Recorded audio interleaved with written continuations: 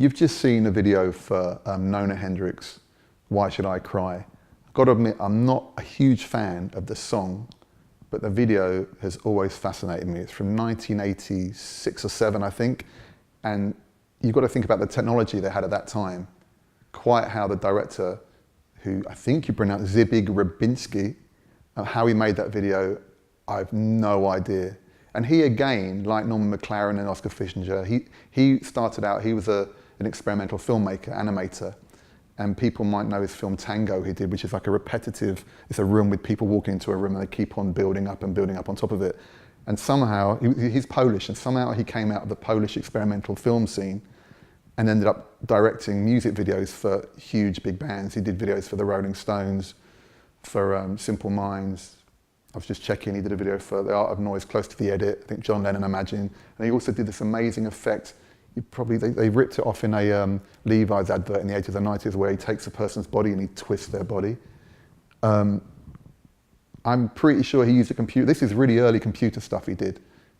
And you know, I'm just into magic, and now when I see a lot of CGI work and computer graphics, I'm not impressed by it. I don't feel it in any way whatsoever. But this work, particularly from that period, from the kind of late 70s, mid to the mid 80s, something about the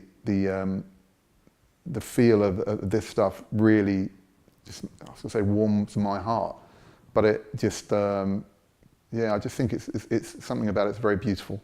And something that fascinates me, and with some of my own work, the next clip we'll show is something that I did a couple of years ago that I've been experimenting with old television sets and creating weird effects with machines and trying to avoid using computers too much. It's Trevor Jackson here. We're still on STRRR TV. I hope you stuck with me and I haven't bored you too much. Like I said before, I probably could have fitted like 100 clips in this short amount of time if I wanted to, but I've tried to focus on 6 or 7 things that mean the most to me. This is going to be the last clip we show, so thanks for bearing with me. So this is my last clip. It's a piece of my own work. It's a bit embarrassing to kind of talk about yourself, but I might as well. This is a short film I did for a project I worked on a couple of years ago with a vinyl factory called Format, where I released an album made up of 12 different tracks, and each track was available on a different format, from a 12-inch single, 7-inch single, 10-inch cassette, CD, mini disc, every format you imagine. And these pieces of music were only available initially at an exhibition I did. I did an audiovisual installation, 12 screens, 12 screens, each screen representing one of the tracks, and I shot a short film for each one, showing the ritual of taking a physical format out of its packaging and playing it on its relevant machine. This film was available on a VHS tape. I know it sounds very trendy, but it was a VHS tape, and the film I made on some TVs that I got converted. It's quite dangerous to do, but I'm still here. Maybe fried my hair a little bit or something.